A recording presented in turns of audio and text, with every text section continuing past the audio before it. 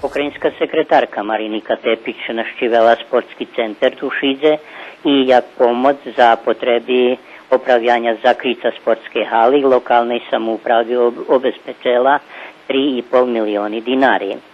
Ona navštívila i privatni teniserski klub Sol 202 u Šidze, ktorý pokrajina tiež pomogla zo 3 milioni dinari.